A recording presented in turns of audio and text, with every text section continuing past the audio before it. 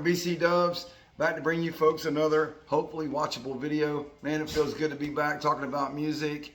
It's been a while, probably about, I don't know, man, like 9-10 days. I haven't had the opportunity to go to my local record stores as much as I would like here lately. And I haven't been browsing the whatnot and things like that to buy vinyl lately. I am going to my local record store tomorrow, so I will have some new vinyl, new to me vinyl to pick up. I hope everyone's been doing great. How you folks been doing, man? I've been doing great. It's hot down here in Florida. I want to say first and foremost, hope everyone in Louisiana is safe. We got that storm up there hitting Louisiana, albeit it is a Category 1. Us folks down here in Central Florida, we just call those thunderstorms, and I'm sure you folks in Louisiana probably feel the same way. This is going to be a music video. It feels good to talk about music with you folks. Today, I thought we would do what are the top heavy metal hard rock albums that if I reach in my collection that I'm pulling out right now and listening to above the rest of the stuff that I have in my collection. And I want to give a shout out. I know I showed this last time I made a music video, but this is obviously Counting Crows, August and Everything After. I was just listening to this in prep work for this video, and man, it is such an awesome record. It's so well written and just a really chill, laid back, and just a chill record to listen to. It's amazing. If you don't have any version of Counting Crows, August and Everything After in your music collection, and you're a rock fan, you should get it. So that's just my recommendation. As always, I have my 2 window albums up here in the window. First one to probably guess what those are, I will pin your comment up top. Well, without anything further to do, if you like these kind of videos, if you like music videos, please smash that like button. Feel free to subscribe to the channel. It's absolutely free. It doesn't cost you anything. It does help me though. And in order for me to keep bringing you folks content like that, like this content and like past content, music type content, it would help me to be able to do that. So I've been talking a lot of Auburn football lately. You can see right here, I'm an Auburn fan. People that watch my channel know that. So on Saturdays, we'll be doing, college football content and everything else. I always had that in the plan when I started this YouTube channel. So if you like that kind of stuff, those videos are back in my feed. Feel free to go back and watch them. But without further ado, let's get into, if I'm going to grab something out of my collection today and listen to it, what are some albums that I like to go to? What are my go-tos? And first and foremost, we have 1989's Nine Inch Nails' Pretty Hate Machine, one of my favorite hard rock albums. Obviously, this is on my list. But I really enjoy this album. It's consistent throughout. It's not all over the place from Nine Inch Nails. Sometimes Trent Reznor can kind of get all over the place, but I like the way this album is streamlined. It sounds the same throughout the entire record. Not every song sounds the same, so let me backtrack. It's got a consistent sound throughout the entire record, I should say that. But just one of my favorite Nine Inch Nails albums. With Teeth is also one of my favorite Nine Inch Nails albums of all time. That is such a far later release than from this album here. But Pretty Hate Machine by Nine Inch Nails, really, really dig this record here. Next up, we have the Legends of the Siegelmen. This is a prog metal supergroup album with the likes of Danny Carey from Tool is drumming on this record. What's the guy's name? Jimmy Hayward, the director of Jonah Hex, is I think he's the singer on this album, if I'm not mistaken. Correct me if I'm wrong down in the comments below. And Mastodon guitarist Brent Hines, as well as a couple of other members, Zappa playing Zappa, some members from that band as well. But this is just a really, really hard rock and really super cool concept album that these folks got together and did. It's the back of the album here. It's like, imagine Viking out to sea kind of sound, kind of theme for the album. Nautical metal. If there was a category for nautical metal, this album would probably make the list in the category for nautical metal. Let me know if you folks want to hear more nautical metal, man. Yeah. Anyway. And always, next up on my list, I have 1983 breakthrough album Metallica Kill 'Em All, one of the original thrash albums, one of the original great thrash albums, bands out there like Overkill, Slayer, Megadeth, Anvil, things like that. Speaking of Anvil, stay tuned. But yeah, Metallica's Kill 'Em All, The Four Horsemen, one of my favorite Metallica songs of all time. Love this album. This is on their Walmart exclusive Jump in the Fire, Fire Engine Red vinyl. You want to take a look at it? We can take a look at it. We got time. We're just hanging out, right? We can take a look at some stuff. We could pull some stuff out of the old album protectors. You know, we do this to listen to the music. Just your red vinyl. This is a really good sounding. I do like, it's hard to tell. There you go. I do like the brown label on this record. Anyway, it's on Blacken Recordings. I really have got to get, and I'm going to work on it. Let me not cover my face up as I talk. I really have got to get Load and Reload on the Walmart release colored vinyls. I think it was one was yellow and one was another color. I can't remember. I don't have either one of those, and I really need to get Hardwired to Self-Destruct on colored vinyl, and I need to get the Death Magnetic on the gray vinyl. Those are the ones that I would like to get on the colored vinyls, the Walmart issues. The Hardwired to Self-Destruct actually is pretty pricey, and Load and Reload too. Open in used condition, the Load and Reloads are running around $70, $75 a piece. Hardwired to Self-Destruct, I think, or not Hardwired to Self-Destruct, but Death Magnetic, I think, will run you around $70, $75 on the gray vinyl sealed. And there are a few color variants of Hardwired to Self-Destruct. I'd take any one of the colors from there. Next up, one of the pioneers that helped influence the band I just showed, Metallica, as well as bands like Slayer and bands like Megadeth, bands of that ilk, is Anvil. This is their 1982. This is their first album. Anvil formed in 1978. This is their first record, and if you look closely, it's hard to make out. You can see it here and right here. They signed it in gold ink. But the two original founding members, this is an autographed album. It's in really, really good shape, I would say, for an original 1982 release. This is a 1982 press, just in fantastic condition. Still has the original sleeve. But yeah, one of my favorite albums that I own, just such a piece of metal history. And for it to be autographed by Rob Reiner and Steve Kudlow, Lips, as they call him. Steve Kudlow, the lead singer and the drummer, who are still together to this day. And that's the one thing about thrash metal bands. Those guys stuck together, man. You know, I know Megadeth has had a bunch of Megadeth, good Lord. They've had a bunch of lineups, you know, throughout the years, but a lot of those guys like Slayer and the members of Overkill, Anvil still has two of their original members still in the band 20 studio albums later. Something about that thrash metal scene back in the day was a kinship, I believe, and everybody was in it together. Everybody was making music together. Everybody was feeding off each other back in the early 80s up in that San Francisco, that Bay Area, and that scene would probably just have been awesome. Odo have been a 16, 18-year-old back in the day living in the Bay Area in San Francisco, watching that music scene take off. Or for that matter, in the Seattle area in the late 80s through early 90s, watching the grunge scene take off. Man, two great, probably the last two massive movements in rock music.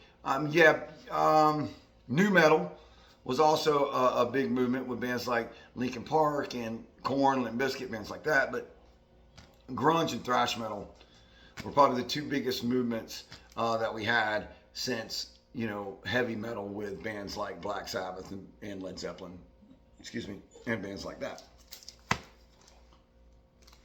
Oh, we got Otis. So we have some salamanders up here in the window. I got my dog Otis is in here.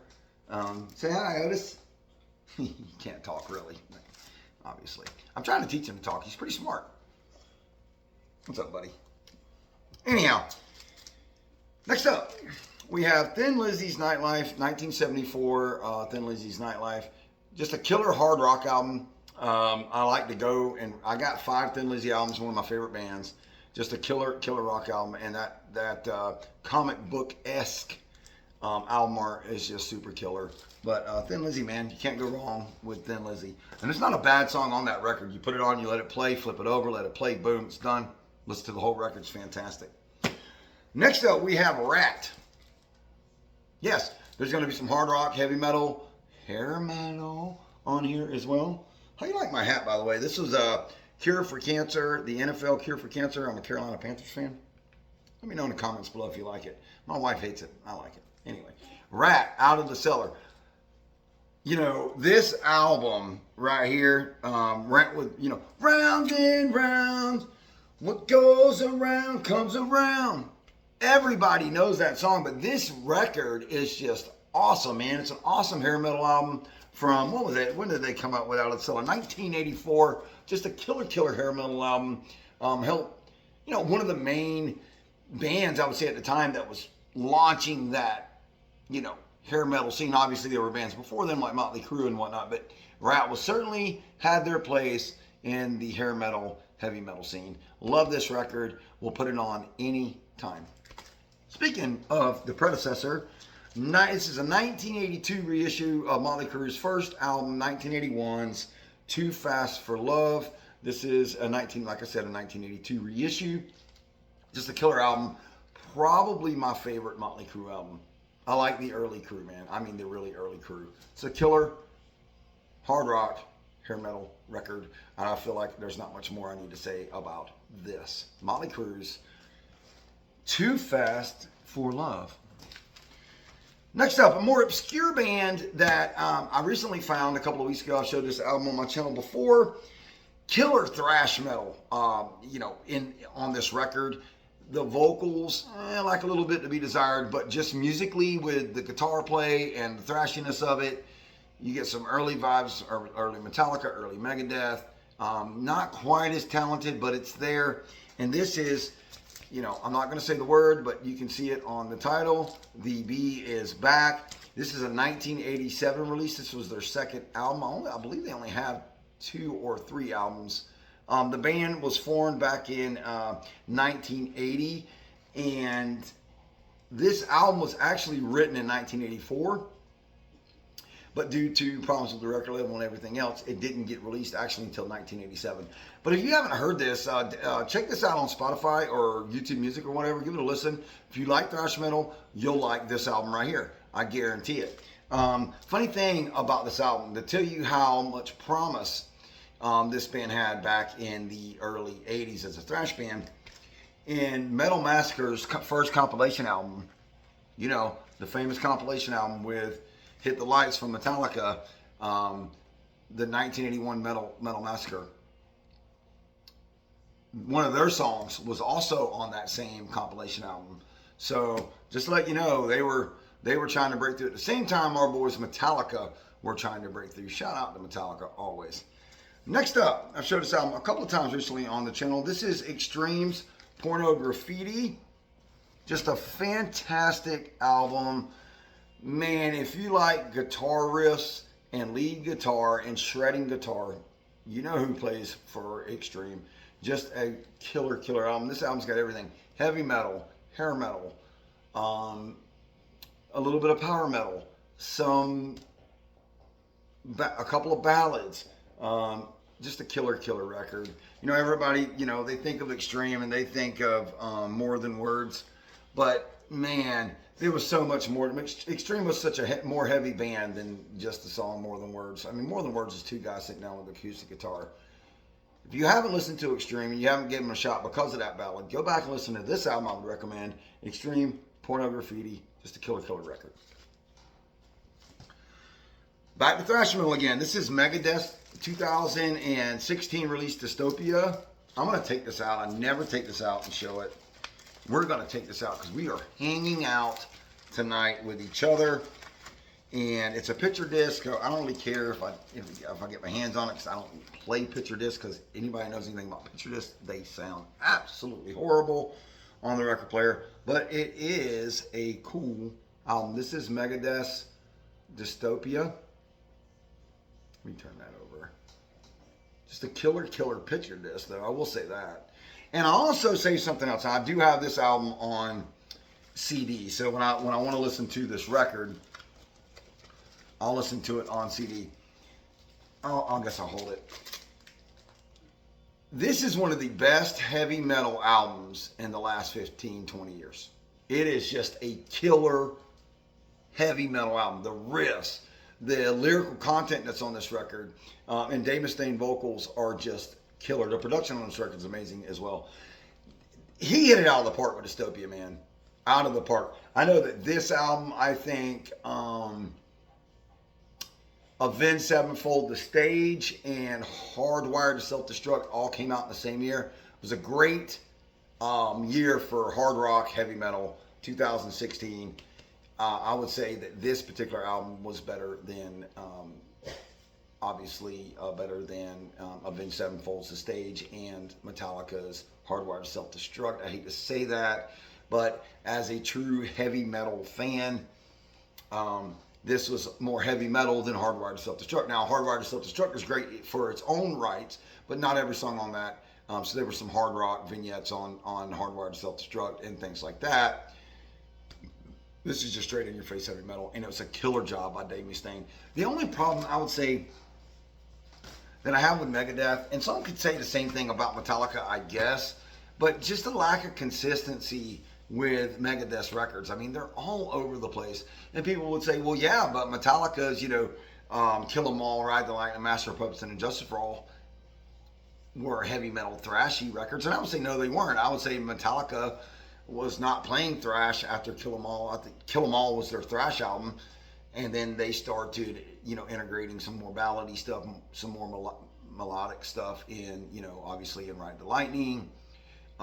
Carried that on into Master of Puppets, and then Injustice for All was more of that dark, more of their darkest albums, their chugginess, chuggy albums. And of course, that went into the Black Album, and then into Load and Reload. So, yes, they have changed their sound, but I think there's been a lot more consistency with Metallica. As they were changing their sound, they stayed in that vein for 2 or 3 albums at a time. It just felt like with Megadeth, you never knew what kind of album you were going to get. And it was just roll the dice. Cryptic Writings was their version. I don't want to say their version, because I'm not saying Megadeth competes with Metallica, although I'm sure that in some world, Dave Mustaine, has a little competitive spirit, and so does James Hetfield. Lars Ulrich has a competitive spirit against Dave Mustaine when they produce album, which luckily for us, keeps us getting albums from both these bands, because I feel like when one of those bands puts out an album, another one has to try to top it. I just feel like that actually goes on. I could be completely wrong on that, but Cryptic Writings was in that more alternative hard rocky stage, like Load and Reload was for Metallica. But then he just kind of went, I don't know. And then we're back to our roots with Dystopia. Love it, killer album. And here is next up on my list. This is 1981's AC/DC. This is an original 1981 copy of AC/DC's For Those About to Rock. And yes, friends, we will take this one out as well, because I am proud of the condition of this copy of this album. This is just a killer copy. Got a little bit of something right here. I'm not sure what's going on there. Just a killer copy of this album. There's a little bit of stuff going on here, but overall, here's the gatefold. For an album that's 43 years old, and a jacket that's 43 years old, this thing is in just killer shape. Absolutely phenomenal shape. Here's the original label, Atlantic Records. This is a fantastic album. Anybody knows anything about AC/DC, this is a loud, bombastic album, and one of the best rock anthems of all time. For Those About to Rock, we salute you. And how could you go wrong with a song title like that? Because that's what we are, man. We're about to rock. I'm rocking right now, and you just can't hear it because I don't want to get hit with a copyright. Anyway, yeah, man. For Those About to Rock, AC/DC. Does anybody else have a hard time getting there? I just always have the hardest time. There we go. Heck, my wife paid so much money for this one. She got me this album. They blacked it out. I think she paid like $55 for that. An important album, a rock album, I would say, is Rush's original, and this is an original Mercury recording. This is a U.S. recording. It's not a Canadian recording. Not a Canadian release. So the Canadian releases are worth way much more, and it's a pretty decent shape. This is Rush's 1974 self-titled album. I really like this album from Rush. It's different from. It's just different, man. I don't know why, but this is more rocky to me than more heavy. It's more rocky, and I dig it, man. Killer album.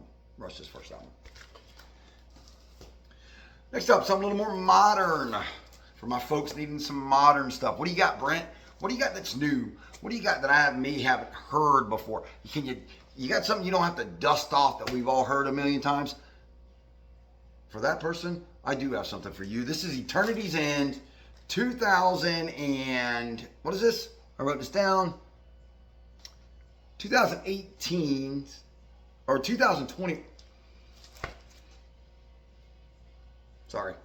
This is Eternity's End, 2021 release.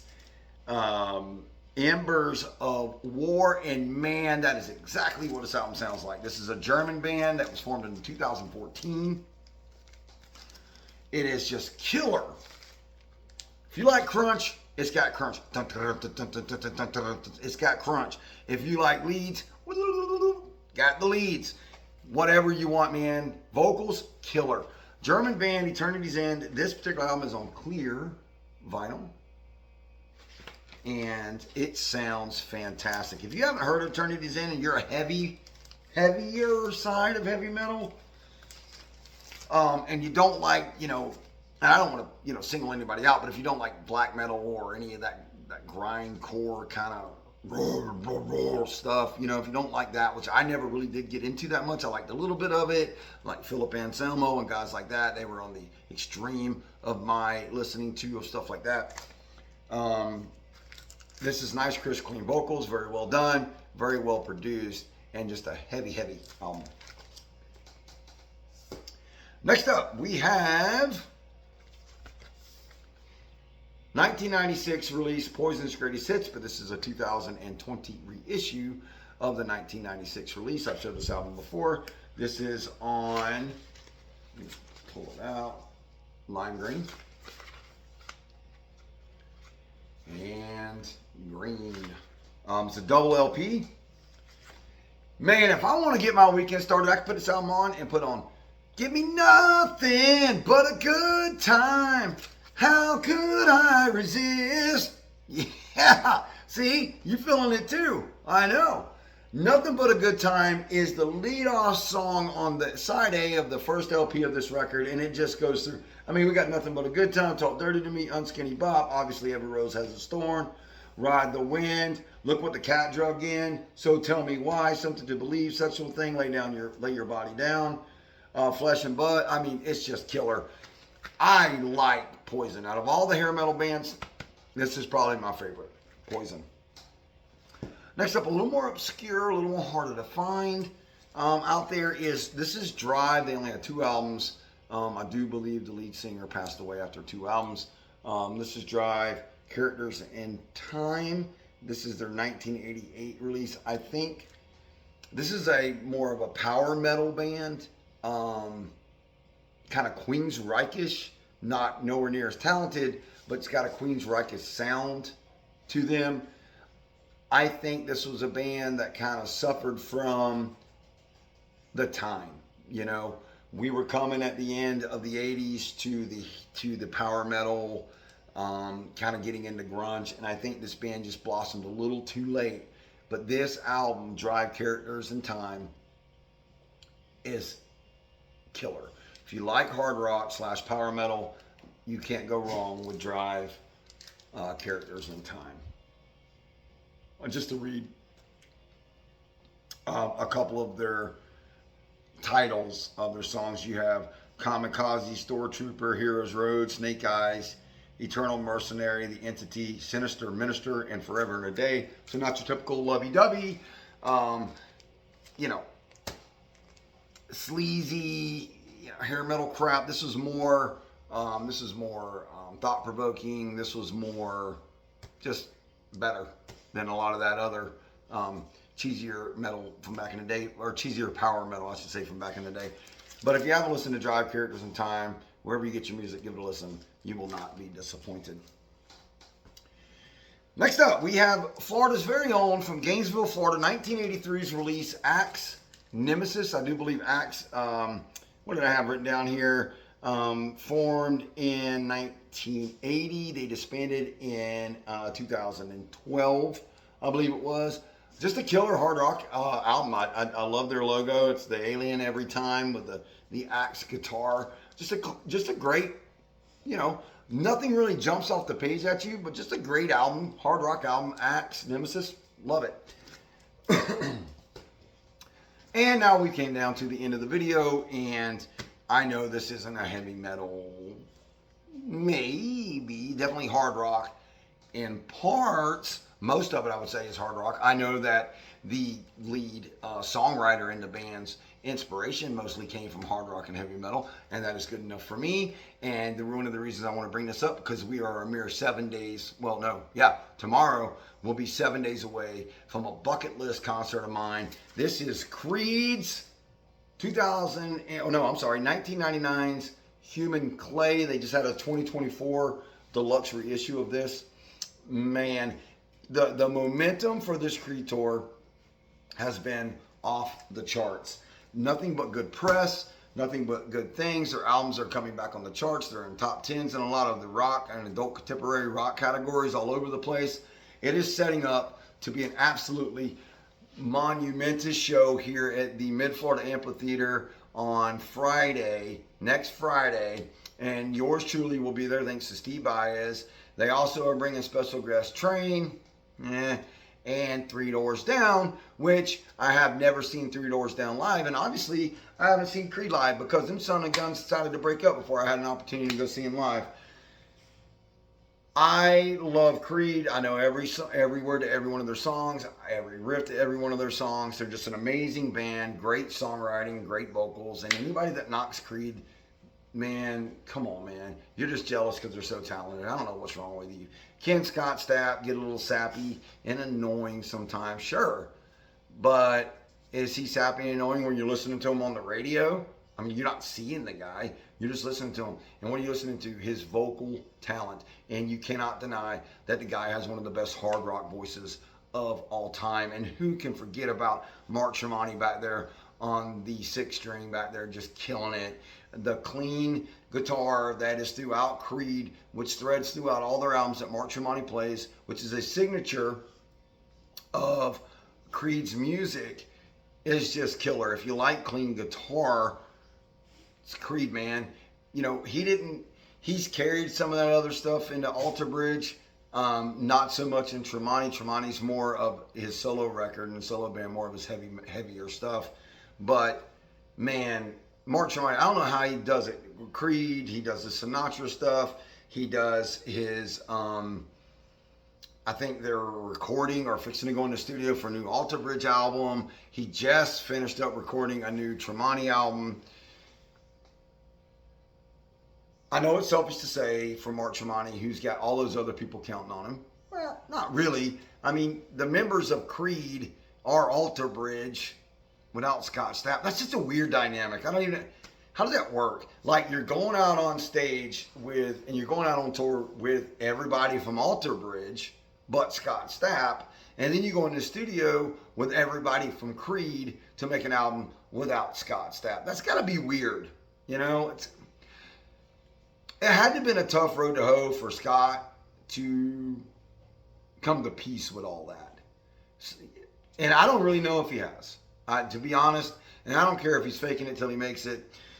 My hope, and Scott and Mark Tremonti have hinted around a few times that they are completely open, obviously, to putting out a new Creed album.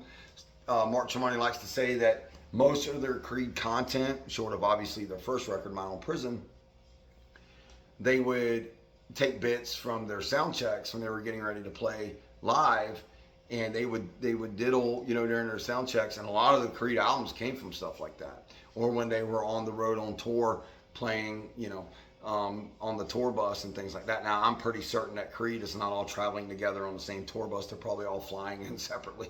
I'm sure those folks have plenty of money, with the exception of Scott, who unfortunately blew a lot of his money by not paying the IRS, which is a scary thing. So kids, pay your taxes.